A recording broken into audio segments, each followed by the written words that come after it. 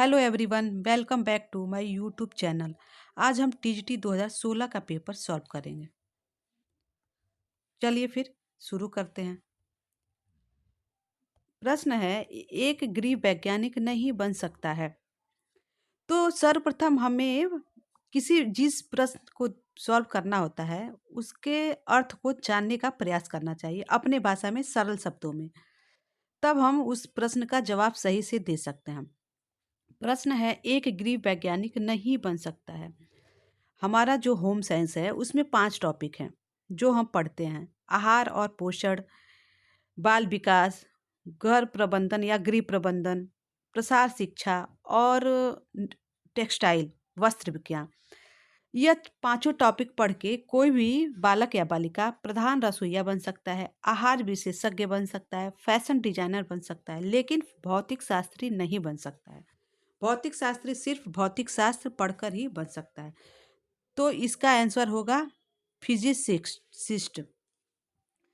Next प्रश्न है, एक यह गृह विज्ञान का मूल क्षेत्र नहीं है। गृह विज्ञान के मूल क्षेत्र 5 हैं जिसको पढ़ के हम बच्चों की देखभाल और उनके विकास में योगदान दे सकते हैं।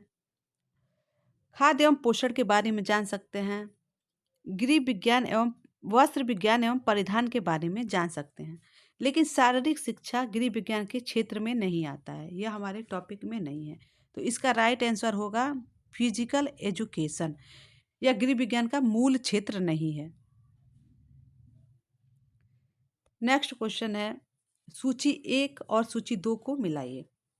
सूची 1 में अनाज, दलहन, सब्जियां और फल, तेल हैं, और सूची 2 में कार्बोज, कैलोरी, प्रोटीन, विटामिन, खनिज लवण ये हैं। इनको मैच करना है। अनाजों से हमें कार्बोहाइड्रेट प्राप्त होता है। अनाजों में सबसे ज़्यादा कार्बोज की मात्रा पाई जाती है, तो ए का 2 होगा। दलहन, दालों से हमें प्रोटीन प्राप्त होती है। सब्जियों और फल से हमें सिर्फ विटामिन और खनिज लवण ही प्राप्त होते हैं, इससे कोई कैलोरी नहीं प्राप्त होती है। और तेल से कैलोरी मिलती है सबसे ज़्यादा, 9.1 समथिंग या 9.2 किलो कैलोरी पर ग्राम मिलती है। तो इसका राइट आंसर होगा ऑप्शन नंबर 2, ए का 2, बी का 4, सी का ए और डी का 3। डैश खाने से कब्ज नहीं होता। क्या खाने से हमें कब्ज नहीं होता है? Junk food, fried food, roughage या रिफाइंड सीरियल्स। तो जंक फूड खाने से भी कब्ज होता है, फ्राइड फूड खाने से भी कब्ज होता है, रिफाइंड सीरियल्स अनाज भी खाने से कब्ज होता है, लेकिन रफेज रेसे खाने से हमें कब्ज नहीं होता है। ये कब्ज के लिए सहायक होता है। नेक्स्ट क्वेश्चन है, उत्तक के टूटने की क्रिया क्या कहलाती है? तो किसी भी वस्तु या पदार्थ या तंतु के टूटने की क्रिया अपचय कहलाती है, केटाबोलिज्म। और उपचय वह होती है जब खाद्य पदार्थ टूटकर छोटे छोटे भागों में विभाजित हो जाते हैं या हमारे बॉडी में एब्जॉर्ब हो जाते हैं या अवशोषित हो जाते हैं, तो उसे एनाबोलिज्म कहते हैं। कैटाबोलिज्म का मतलब होता है जब हम किसी खाद्य पदार्थ को मुंह में लेके उसको कुचते हैं, चबाते हैं, तो वह छोटे छोटे टुकड़ों में विभाजित हो जाती है, तो उसे अपचय कहते हैं। नेक्स्ट क्वेश्चन है अनाज जिस अमीनो अम्ल से अपूर्ण होते हैं वह है मिथियोनिन, लाइसिन, वैलिन या टाइरोसिन। तो अनाजों में मिथियोनिन पाया जाता है और लाइसिन का अभाव होता है, और दालों में लाइसिन पाया जाता है और मिथियोनिन का अभाव होता है। इसलिए इसका राइट आंसर होगा लाइसिन। लाइसिन नहीं होता है, ये लाइसिन से अपूर्ण होते हैं। नेक्स्ट क्वेश्चन है, अनाज की पिसाई से अनाज की पिसाई से या चमकाने से और परिष्कृत करने से मुख्यतः जो विटामिन नष्ट होता है वह है A vitamin C, vitamin D या पी। तो अनाज की पिसाई या चमकाने से या परिष्कृत करने से विटामिन बी नष्ट हो जाता है, क्योंकि विटामिन बी अनाजों या भोज्य पदार्थों या सब्जियों के ऊपरी हिस्से में ही पाया जाता है। सब्जियों के छिलकों में पाया जाता है, अनाजों के छिलकों में पाया जाता है। इसलिए पिसाई करने से या चमकाने से या उसे रिफाइंड करने से विटामिन बी नष्ट हो जाता है। नेक्स्ट क्वेश्चन है, खाना बनाने की विधि जिसमें खाद्य पदार्थ सीधे तेज आंच के संपर्क में आता है। प्रश्न का सीधा साधा अर्थ है कि खाद्य वह कौन सी विधि है जिसमें हम खाद्य पदार्थ को सीधे तेज आंच के संपर्क में पकाते हैं। ग्रिलिंग है, भूनना है या बेकिंग है या भाप में पकाना है। तो जो रोस्टिंग विधि है, भूनने की विधि, उसमें किसी भी खाद्य पदार्थ को डायरेक्ट आँच के संपर्क में लेकर भून लेते हैं, जैसे आलू भूनना, टमाटर भूनना, पापड़ भूनना। नेक्स्ट क्वेश्चन है खाना पकाने की विधि जिसमें इडलियाँ बनाई जाती हैं। उबालकर, पारबॉइलिंग द्वारा या सीधे भाप से या परोक्ष भाप से। तो इसका राइट आंसर होगा अप्रत्यक्ष भाप से, परोक्ष भाप से, इनडायरेक्ट स्टीमिंग से। जो इडलियाँ होती हैं उबालकर नहीं बनाई जाती और सीधे भाप से भी नहीं बनाई जाती, क्योंकि जो बर्तन लेते हैं उसके अंदर पानी डालते हैं, पानी की बूंदें डालते हैं और इस बर्तन के अंदर हम इडली का बैटर स्टैंड, जो इडली स्टैंड होता है उसमें डालते हैं और जब गर्म होता है तो पानी के भाप से ये इडलियाँ सीखती हैं या पकती हैं। तो ये डायरेक्ट नहीं भाप मिलता है, इन्हें इनडायरेक्ट तरीके से भाप मिलता है। तो इसका राइट आंसर होगा इनडायरेक्ट। कई जगह इसे सीधे भाप से इसको आंसर बताते हैं लोग, लेकिन ये गलत आंसर है। इसका राइट आंसर होगा अप्रत्यक्ष भाप से, इनडायरेक्ट मेथड होता है इडली का। आयोडीन खाने से डैश से बचाव मिलता है। आयोडीन खाने से सबको पता है गलकंड, घेंगा रोग से बचाव मिलता है। स्कर्वी विटामिन सी की कमी से होता है, रक्तहीनता आयरन की कमी से होता है, लोहा की कमी से, और फ्लोरोसिस फ्लोरीन की अधिकता से होता है। नेक्स्ट क्वेश्चन है चीनी या शक्कर को ताप के संपर्क में लाने पर उसका रंग भूरा हो जाता है, इसका कारण क्या है? कैरेमलाइजेशन है या डेक्सट्रिनाइजेशन है या जिलेटिनाइजेशन है या कोएगुलेशन है? तो इसका राइट आंसर होगा कैरेमलाइजेशन। जो कैरेमलाइजेशन की प्रक्रिया होती है वो स्पेशली चीनी को जब ताप के संपर्क में लाते हैं तो उसका रंग भूरा हो जाता है। तो कैरेमलाइजेशन सिर्फ चीनी में ही होता है और डेक्सट्रिनाइजेशन या अनाजों में होता है। अनाजों में भूरापन आना डेक्सट्रिनाइजेशन कहलाता है। जैसे जब हम रोटी को सेकते हैं तो रोटी सफ़ेद से भूरे रंग में परिवर्तित हो जाती है। जिलेटिनाइजेशन यह भी अनाजों में होता है। जब गेहूं के आटे को पानी में घोला जाता है तो जिलेटिन बन जाता है, या अनाजों को जब पकाते हैं तो वो भी जिलेटिनाइजेशन में परिवर्तित हो जाता है। कोएगुलेशन यह स्पेशली अंडे में होता है। जब अंडे को तोड़ते हैं तो वो लिक्विड फॉर्म में रहता है और जब उसका ऑमलेट बनाते हैं तो वो जम जाता है, कोएगुलेट हो जाता है। तो ये स्पेशली एग पे होता है, अंडे पे। तो इसका राइट आंसर होगा कैरेमलाइजेशन। उच्च जैविक मूल्य का प्रोटीन उपस्थित होता है। जो हाई बायोलॉजिकल वैल्यू वाला प्रोटीन होता है वह कौन सा होता है? दालें और फलियां, अंडे या मीट, अनाज और मिलेट, या सब्जियां और फल? तो जितने भी प्राणिज जगत के प्रोटीन होते हैं, खाद्य पदार्थ, उनमें हाई बायोलॉजिकल वैल्यू वाला प्रोटीन प्रेजेंट होता है, उपस्थित होता है। तो इसका राइट आंसर होगा अंडे तथा मीट। दाल और फलियां नहीं होंगे क्योंकि दालों में लाइसिन पाया जाता है लेकिन मिथ्योनिन का अभाव होता है, तो ये नहीं होगा। इसका राइट आंसर अंडे और मीट होगा। कई मैं देखी हूँ यूट्यूब पे मतलब मैक्सिमम लोग दालें और फलियां बताते हैं, जो गलत होता है। इसका राइट आंसर अंडा और मीट होगा। समय एक बहुमूल्य डैश साधन है। समय एक कैसा साधन है? मानवीय है, निर्जित है, अर्जित है या गैर मानवीय है? तो समय एक मानवीय साधन है। समय दिखाई नहीं देता है, इसे सिर्फ महसूस कर सकते हैं। तो यह एक मानवीय साधन है। और जो गैर मानवीय संसाधन होते हैं ये दिखाई देते हैं, इनको हम छू सकते हैं, देख सकते हैं। और अर्जित जो हमारे अंदर है, जो हम अर्जित करके सीखते हैं। साधन है, साधन क्या है? सीमित है, असीमित है, या सदैव अकेले काम में आने वाला है, या आसानी से उपलब्ध होने वाला है? तो साधन कोई भी, इस धरती पे कोई भी चीज सीमित ही होती है, असीमित कुछ भी नहीं होता है। तो इसका राइट आंसर सीमित होगा। कोई भी चीज, साधन हो या सामान हो या वस्तु हो, वो सीमित ही मात्रा में उपलब्ध होते हैं। वास्तविक आय को डैश आय भी कहते हैं। तो वास्तविक आय को कैसी आय भी कहते हैं? पैसा आय, प्रत्यक्ष आय, मानसिक आय या कुल आय? तो वास्तविक आय को प्रत्यक्ष और अप्रत्यक्ष आय दोनों बोला जाता है। इसका राइट आंसर होगा डायरेक्ट आय।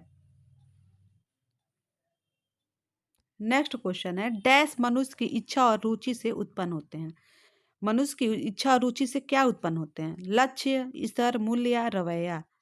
तो इसका राइट आंसर होगा मूल्य। हमारे जितने भी वैल्यू होते हैं वो हमारी इच्छा और रुचि से ही उत्पन्न होते हैं। नेक्स्ट क्वेश्चन है, तुलना करने के लिए उपयोग में आने वाला माप है। मतलब किसी किसी भी व्यक्ति या वस्तु की का तुलना करना है तो कौन सा सही रहेगा? मूल्य को लेके उसकी तुलना करेंगे या इस स्तर के आधार पे उसका तुलना करेंगे या लक्ष्य के स्तर आधार पे या दृष्टिकोण के आधार पे?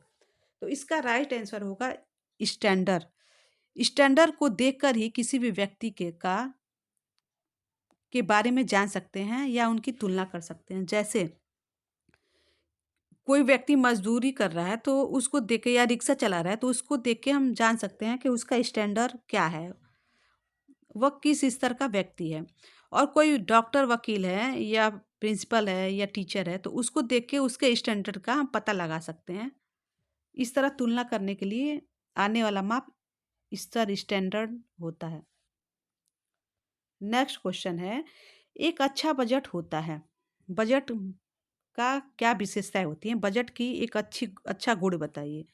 तो ऑप्शन है लचीला, कठोर, आदर्शवादी, अवास्तविक। तो कोई भी बजट लचीला होना चाहिए। लचीले का मतलब है कि बजट ऐसा होना चाहिए जिससे हम अपनी इच्छा अनुसार अनुसार उसमें फेर बदल कर सके। तो एक अच्छा बजट फ्लेक्सिबल होता है। नेक्स्ट है, इस इनमें से अनिवार्य बचत श्रेणी में क्या आता है? बैंक में जमा बचत, बीमा पॉलिसी, लोक भविष्य निधि योजना या कर्मचारी भविष्य निधि योजना? तो अनिवार्य बचत श्रेणी में लोक भविष्य निधि योजना आती है, जो कंपलसरी होता है कटना या देना। यह सरकारी कर्मचारियों के वेतन से वो मंथली कटता रहता है, जिसको पब्लिक प्रोवाइडेड फंड स्कीम योजना बोलते हैं। नेक्स्ट क्वेश्चन है, प्रतिलाभ जो एक व्यक्ति शेयर से प्राप्त करता है उसका रूप है। प्रतिलाभ जो एक व्यक्ति शेयर से प्राप्त करता है उसका रूप है ब्याज, लाभांश, किराया या सेवाएं? तो इसका राइट आंसर होगा लाभांश। शेयर से लाभांश ही प्राप्त होता है, ब्याज पैसे से प्राप्त होता है, किराया मकान का किराया, किसी भी वस्तु का किराया, सेवाएं जो हम सेवा देते हैं उसके प्रति उसके बदले में जो मिलती हैं वो सेवाएं, या जो हमें फ्री में मिलती हैं वो सेवाओं से प्राप्त होती हैं, सेवाओं के रूप में। तो इसका राइट आंसर होगा लाभांश। प्रतिलाभ जो एक व्यक्ति शेयर से प्राप्त करता है उसका रूप है लाभांश। नेक्स्ट है, रेशम एक डैश रेशा है। रेशम एक कैसा रेशा है या रेशम में क्या पाया जाता है? सेल्यूलोज, खनिज युक्त रेशा है या प्रोटीन युक्त रेशा है या धातु युक्त रेशा है? तो रेशम और वूल दोनों प्रोटीन युक्त रेशे होते हैं। और सेल्यूलोज युक्त रेशे रियॉन, कॉटन, लीलन ये होते हैं। खनिज युक्त रेशे एस्बेस्टस होता है। नेक्स्ट है, तंतु जो ताप का अच्छा सुचालक है। तो सुचालक कपास होता है और कुचालक ऊन होता है, नायलॉन होता है। तंतु जिसकी पानी सूखने की क्षमता कम है, वह कौन सा तंतु है या रेशा है जिसमें पानी कम सूखा जाता है या सूखने की क्षमता कम होती है? वह नायलॉन है, कपास है, रेशम है या ऊन है? तो वह नायलॉन है। कपास पानी सूखता है, ऊन सबसे ज़्यादा पानी सूखता है, रेशम भी सूखता है, लेकिन नायलॉन जो है वह पानी नहीं सूखता है। इसका राइट आंसर होगा नायलॉन। ऊन जिस प्रोटीन का बना होता है उसे कहते हैं। तो ऊन में कौन सी प्रोटीन पाई जाती है इसको बताइए। फाइब्रोइन या कीरेटिन या एल्बुमिन या ग्लोबुलिन? तो ऊन में कीरेटिन प्रोटीन पाया जाता है। फाइब्रोइन रेशम में पाया जाता है, एल्बुमिन अंडे में पाया जाता है, ग्लोब्यूलिन यह दूध में पाया जाता है। यार्न जो छोटे तंतुओं से बनते हैं, धागे जो छोटे तंतुओं से बनते हैं उन्हें क्या कहा जाता है? फिलामेंट, स्टेपल, सादे यार्न या रोचक या फैंसी यार्न? तो जो छोटे रेशों से बनते हैं उनको स्टेपल यार्न बोलते हैं और जो बड़े रेशों से बनते हैं उनको फिलामेंट यार्न बोलते हैं। कपड़ा बनाने की विधि को क्या कहते हैं? वीविंग बोलते हैं, स्पिनिंग बोलते हैं, कार्डिंग बोलते हैं या कॉम्बिंग बोलते हैं। तो कपड़ा बनाने की विधि को बुनाई बोलते हैं। बुनाई के द्वारा ही बुनकर ही हम किसी भी वस्त्र को बना सकते हैं। कताई होता है रेशा निर्माण या धागा निर्माण की प्रक्रिया, और कार्डिंग कॉम्बिंग या फिनिशिंग परिचर्या होता है। डेनिम बनाने में उपयोग आती है। डेनिम बनाने में कौन सी बुनाई उपयोग आती है? सादी, साटिन, ट्विल या साटिन। तो डेनिम बनाने में ट्विल बुनाई प्रयोग में आती है। डेनिम बुनाई में तिरछा प्रभाव उत्पन्न होता है बुनाई के दौरान।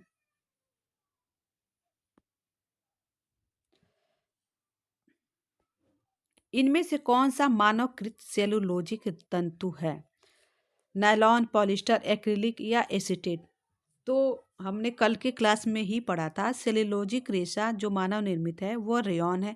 और रेयॉन के प्रकार भी थे, नाइट्रोसेल्यूलोज, विस्कोस, एसीटेट रेयॉन, ये सब थे। तो इसमें नायलॉन संश्लेषित रेशा है, रासायनिक रेशा है, पॉलिस्टर भी है, एक्रिलिक भी है। तो ये तीनों होंगे नहीं, तो होगा राइट आंसर एसीटेट रेयॉन। इनमें से कौन सी नमूने वाली बुनाई है? तो नमूने वाली बुनाई जो होती है वो सादी बुनाई होती है या ट्विल बुनाई होती है या साटिन बुनाई होती है या डॉबी बुनाई। तो नमूनों वाली बुनाई बुनाई को डॉबी बुनाई कहा जाता है। इसमें नमूनेदार चिड़िया की आंख जैसी संरचना बनती जाती है। खिलाड़ियों द्वारा पहने जाने वाले वस्त्रों के लिए काम में आने वाला तंतु है। इसका कहने का मतलब है जो खिलाड़ी कपड़े पहनते हैं वह किस तंतु से बने होते हैं? स्पेंडेक्स, कांच युक्त, धातु युक्त या कार्बन युक्त। तो जो खिलाड़ी कपड़े पहनते हैं उनके वस्त्र स्पेंडेक्स तंतु से बनाए जाते हैं। ये लचीले होते हैं जिससे जो खिलाड़ी होते हैं वो दौड़ने, भागने या कोई भी एक्टिविटी करने में उन्हें आसानी होती है, क्योंकि उनके जो कपड़े बने होते हैं वो लचीले होते हैं। इसलिए खिलाड़ियों के कपड़े स्पेंडेक्स तंतु से बनाए जाते हैं। नेक्स्ट है गर्भकालीन अवस्था है। गर्भधान से जन्म तक या जन्म के बाद पहले 30 दिन तक या 30 दिन से 2 वर्ष तक या 2 वर्ष से 6 वर्ष तक। तो गर्भकालीन अवस्था वह होती है जब बच्चा गर्भ में आ जाता है, गर्भधारण हो जाता है, और जब तक जन्म नहीं होता है तब तक। तो इसका राइट आंसर होगा गर्भधान या गर्भधारण से जन्म तक। और जन्म के बाद पहले 30 दिन तक जो अवस्था होती है उसको नियोनेट बोलते हैं, और पार्च्यूनेट 30 मिनट तक की अवस्था होती है। 30 दिन से 2 वर्ष तक ये शैशव अवस्था होगा, और 2 वर्ष से 6 वर्ष तक यह बाल्यावस्था की अवस्था कहलाएगी। नेक्स्ट है 1 वर्ष की उम्र में शिशु का वजन जन्म भार का कितना गुना हो जाता है? तो कोई जो भी बच्चा जन्म लेता है तो उसका नॉर्मल वेट होता है 2 से 2.5 या कभी कभी 3 से 3.5 किलो भी होते हैं, लेकिन नॉर्मल वेट होता है 2 से 2.5 किलो। तो जब वह 1 वर्ष का होता है तो इसका यह अपने वजन का 3 गुना हो जाता है, और जब 6 महीने का होता है तो अपने वजन का 2 गुना हो जाता है। तो इस क्वेश्चन का राइट आंसर होगा 3 गुना।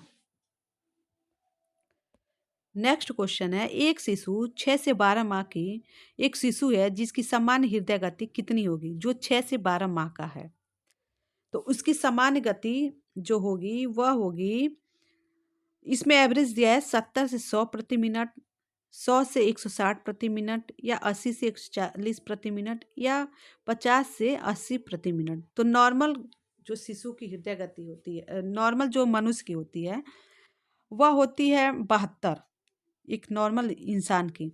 लेकिन बच्चों में यह हृदय गति 70 कम हो जाए, ये होगी 80 से 140 प्रति मिनट। इसका राइट आंसर होगा 80 से 140 प्रति मिनट।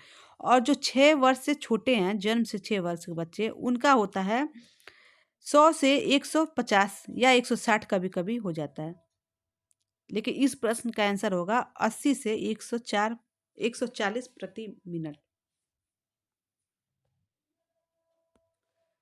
शारीरिक परिणामों में बढ़ोतरी का मतलब क्या होता है? जब कोई बच्चा ग्रोथ करता है या किसी भी व्यक्ति में जब ग्रोथ होता है तो उसकी बढ़ोतरी का मतलब क्या होता है? वृद्धि होता है या विकास होता है या दोनों दोनों होता है या मानव मिति? तो शारीरिक परिणामों में बढ़ोतरी वृद्धि कहलाता है, क्योंकि वह बढ़ता है आकार में, वेट बढ़ता है, तो इसको माप सकते हैं, तो इसको वृद्धि बोलते हैं। और विकास होता है वह शारीरिक नहीं होता है, मानसिक भी होता है, वह दोनों होता है विकास, शारीरिक और मानसिक दोनों। तो इस क्वेश्चन का आंसर होगा वृद्धि। नेक्स्ट है, वह बालक जो दोनों हाथों का प्रयोग करता है वह क्या कहलाता है? दाएं हाथ का या बाएं हाथ का या उभय हस्त या बहिमुखी? तो जब बालक दोनों हाथ का प्रयोग करता है तो उसे एम्बिडेक्स्ट्र बोलते हैं, एम्बिडेक्स्ट्रस, उभय हस्त। इसका राइट आंसर होगा उभय हस्त। नेक्स्ट क्वेश्चन है, मंद बुद्धि बालकों की बुद्धि लब्धि आईक्यू कितने से कम होती है? जो मंद बुद्धि बालक होते हैं उनकी आईक्यू कितनी होती है, बुद्धि लब्धि कितने से कम होगी? 80 से, 120 से, 100 से या 70 से? तो जो मंद बुद्धि बालक होते हैं उनकी आईक्यू जो होती है 70 से कम होती है। 70 से जितना भी कम होगा, 40, 50, 60, 70 तक, तो वो मंद बुद्धि के श्रेणी में आएंगे। नॉर्मल 100 होता है। नेक्स्ट क्वेश्चन है, एक शिशु घुटने के बल चलना जिस आयु में प्रारंभ करता है वह है? एक शिशु घुटने के बल कब चलना प्रारंभ करता है? 3 से 5 महीने में, 7 से 9 महीने में या 10 से 12 महीने में या 1 वर्ष में? तो एक शिशु लगभग घुटने के बल प्रारंभ शुरू कर देता है 7 से 9 महीने में। नेक्स्ट क्वेश्चन है, आईसीडीएस परियोजना किस वर्ष में प्रारंभ की गई थी? वह है 1974, 1975, 1976 या 1977? तो आईसीडीएस 1975 में, 4 जुलाई 1975 में शुरू की गई थी। नेक्स्ट है, रक्तस्राव को रोकने वाला विटामिन है? विटामिन ए, ई, के या डी? तो विटामिन के जो होता है वह रक्तस्राव को रोकने में सहायता करता है। विटामिन ए आंखों के लिए सही होता है। विटामिन ई प्रजनन क्षमता को बढ़ाता है। विटामिन डी बच्चों के ग्रोथ के लिए सही होता है, अस्थि और दांतों के लिए। नेक्स्ट क्वेश्चन है, फॉलिक एसिड की कमी से होने वाली एनीमिया को क्या बोलते हैं? एनीमिया कई प्रकार की होती है, मैग्लोब्लास्टिक पर्निशियस, माइक्रोसाइटिक एनीमिया, ये सभी एनीमिया के प्रकार। तो फॉलिक एसिड से होने वाली एनीमिया जो होती है वो मैग्लोब्लास्टिक होती है, और माइक्रोसाइटिक एनीमिया B6 से होती है, और पर्निशियस एनीमिया जो होती है वो B12 से होती है। इसका राइट आंसर होगा मैग्लोब्लास्टिक एनीमिया।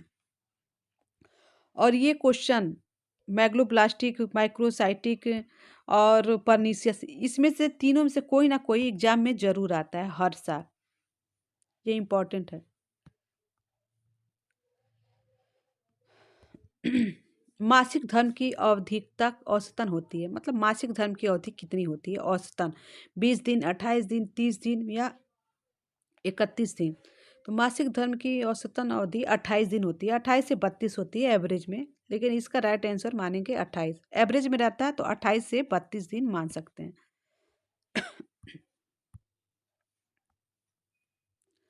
नेक्स्ट है, भारत में पोषक तत्व की कमी से सर्वाधिक रूप से पाई जाने वाली बीमारी कौन सी है?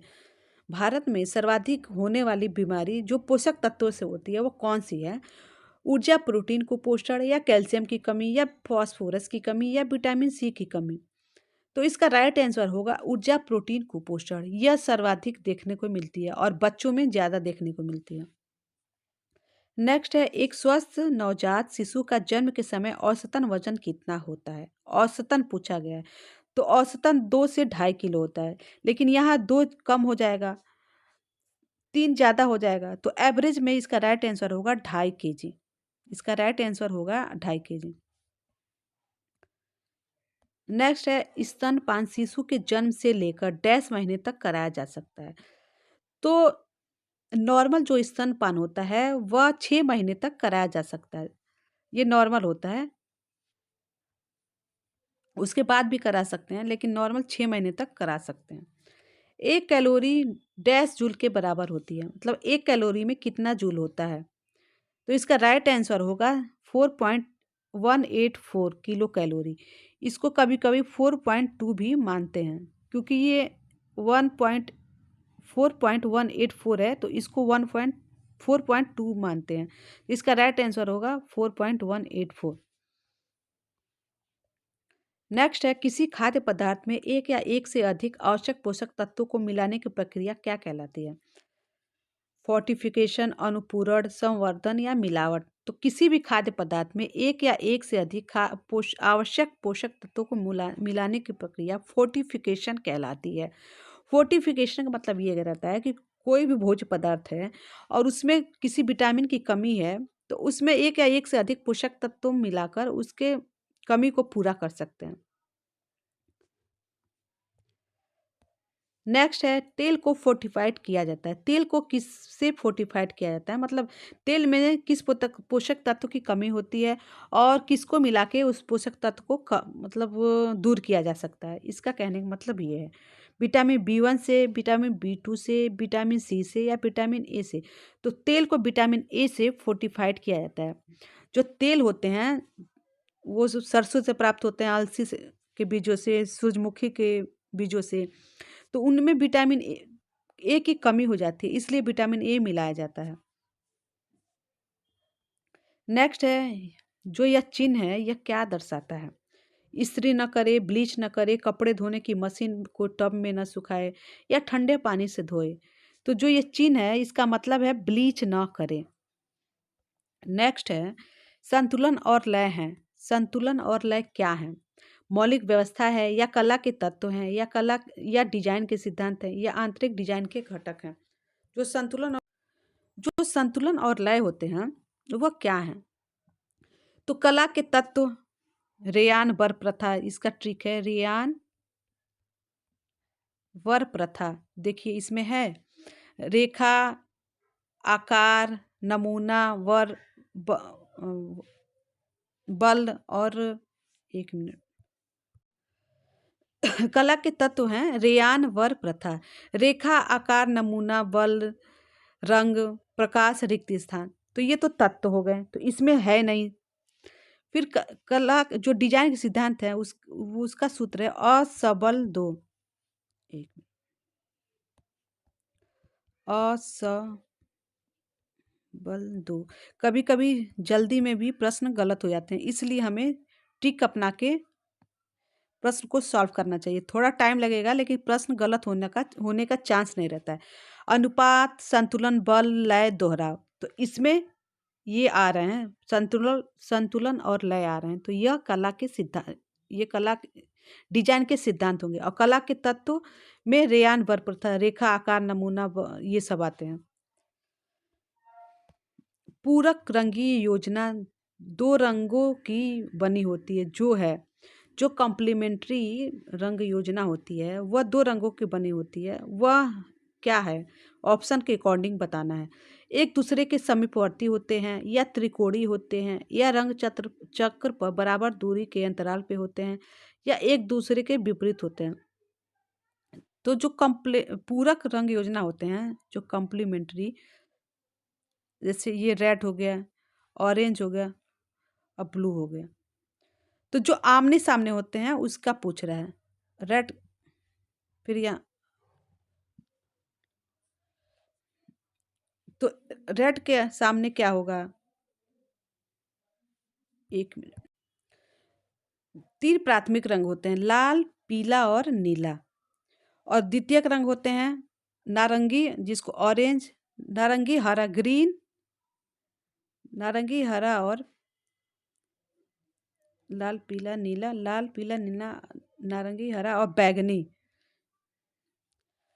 बैगनी होगा।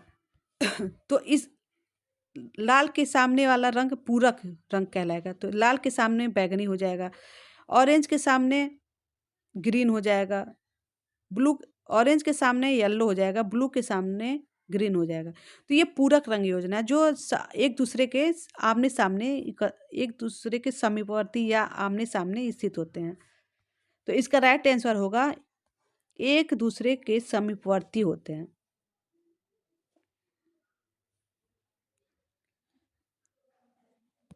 सॉरी, इसका राइट आंसर समीपवर्ती नहीं होगा, ये विपरीत होते हैं ना, तो एक दूसरे के विपरीत होंगे। तो इसका राइट आंसर होगा एक दूसरे के विपरीत होते हैं। जो पूरक रंग योजना होती है उसमें जो रंग चक्र होते हैं, तो एक रंग दूसरे रंग के विपरीत होते हैं। नीला रंग किसका प्रतीक होता है, प्रेम या प्यार का, दौलत का, वफादारी का या साहस का। तो नीला रंग जो होता है वह साहस का प्रतीक होता है। ये आर्मी वाले ज़्यादा यूज करते हैं। आर्मी रंगों में नीले रंग का ज़्यादा प्रयोग, तो ये साहस का प्रतीक होते हैं।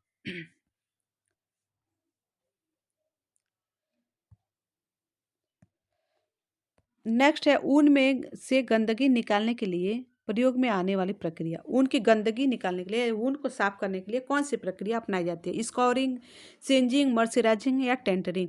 तो ऊन को साफ करने के लिए स्कोरिंग की जाती है। सिंजिंग रेशों को झुलसाया जाता है। मर्सराइजिंग चमक उत्पन्न करने के लिए। टेंटरिंग आकार या लंबाई या चौड़ाई में समान करने के लिए। नेक्स्ट है कपड़ों की सतह पर जो तंतुओं के छोर उभर आते हैं उन्हें जलाने की विधि क्या कहलाती है? तो अभी मैंने बताया झुलसाना, सिंजिंग होता है। नेक्स्ट है बड़े स्तर पर कपड़ों को प्रेस या दबाव डालना क्या कहलाता है? तो वह कैलेंडरिंग कहलाता है। कपड़ों पर प्रेस करना वह कैलेंडरिंग कहलाता है। और लंबाई चौड़ाई में भी ये कपड़े आ जाते हैं। जो डिसबैलेंस हुआ रहता है कपड़ों में वो भी सही हो जाता है। नेक्स्ट है यह बंगाल का बुना हुआ कपड़ा होता है। ब्रॉकेट होता है या कांजीवरम या पैथनी या जामदानी। तो जो बंगाल का कपड़ा होता है वह जामदानी होता है। नेक्स्ट है डैश एक परिधान का तैयार निचला किनारा होता है। एक जो भी वस्त्र तैयार होता है तो उसका निचला किनारा जो तैयार होता है उसको क्या कहते हैं? ये परिधान है। तो उसका निचला जो किनारा होता है उसको क्या बोलते हैं? फेसिंग, लाइनिंग, हेम या डार्ट। तो उसको हेम बोलते हैं। नेक्स्ट है वह सिलाई जिसमें बड़ा कच्चा टाका दो या ज़्यादा टुकड़ों में जोड़कर कपड़ों में जो टुकड़ों को जोड़कर रखे उसे कहते हैं स्टैंडर्ड सिलाई, बैक सिलाई, जिगजैग सिलाई या बास्टिक सिलाई। तो इसका राइट आंसर होगा जिगजैग सिलाई। जो कपड़े तैयार होते हैं, मेन एग्जांपल लेते हैं कंबल। तो कंबल के किनारे जो मजबूती प्रदान करने के लिए रेशों को या कपड़ों को रहते हैं वो जिगजैग में रहते हैं, ऐसे ऐसे बड़े बड़े टाकों में जिगजैग के आकार के रहते हैं जो खुलने से उधेड़ने से बचाते हैं कंबल को या कपड़े को। सीवन जिसका इस्तेमाल बिना सिले किनारों को छुपाने के लिए किया जाए वह है फ्रेंच सीवन, फ्लैट फेल्ड सीवन, डबल सीवन या टॉप सीवन। तो वह सीवन है फ्रेंच सीवन जिसका प्रयोग बिना सिले कपड़े को के किनारे को छुपाने के लिए किया जाता है। नेक्स्ट है डैश के डिजाइन परिधान की फुलनेस को नियंत्रित करते हैं और उसे आकार देते हैं। सीवन है, डार्ट्स हैं, फेसिंग है या लाइनिंग है। तो वह डार्ट्स हैं। डार्ट्स को बना के किसी भी परिधान की फुलनेस को नियंत्रित किया जा सकता है और आकार दिया जा सकता है शरीर की संरचना के अनुसार। डॉट तिकोने आकार के लगाए जाते हैं वस्त्रों में और ज़्यादातर चेस्ट के नीचे लगाए जाते हैं या बैक पीछे पीठ की तरफ लगाए जाते हैं डॉट। पंजाब का कढ़ाई करा हुआ कपड़ा क्या कहलाता है? चिकनकारी, फुलकारी, कांथा या कसूती। तो पंजाब का जो कढ़ाई किया हुआ कपड़ा होता है वो फुलकारी कहलाता है। चिकनकारी लखनऊ में प्रसिद्ध है। कांथा बंगाल का होता है। कसूती भी बंगाल का होता है। सॉरी, कसूती कर्नाटक का होता है। 61 जबड़े, दांत और होठों की विकृति के कारण होता है। बड़बड़ाना, बड़बड़ाना या स्टटरिंग कहलाता है या स्टैमरिंग हकलाना या वाक संकलन कहलाता है या क्लटरिंग अव्यवस्थित पाड़ी दोष कहलाता है या लिस्पिंग कहलाता है या तुतलाना कहलाता है। तो इसका राइट आंसर होगा अव्यवस्थित वाणी दोष, क्योंकि बच्चा सही बोल रहा है, तुतला के नहीं बोल रहा है, लेकिन उसके जो जबड़े हैं, दांत और होठ की विकृति है जो जो उसमें अवगुण है उसके कारण उसकी वाणी स्पष्ट नहीं आ रही है। इस कारण इसका आंसर होगा क्लटरिंग, अव्यवस्थित वाणी दोष। बच्चा हकला नहीं रहा है, बच्चा बोल सही रहा है, लेकिन उसकी दांतों की बनावट, होठों की विकृति के कारण, जबड़ों की बनावट के कारण उसके जो भाषा है या जो बोली है या आवाज़ है वो स्पष्ट नहीं निकल रही है, तो उसको बोलेंगे क्लटरिंग, अव्यवस्थित वाणी दोष। हकलाना तो एक प्रकार का वाणी दोष है।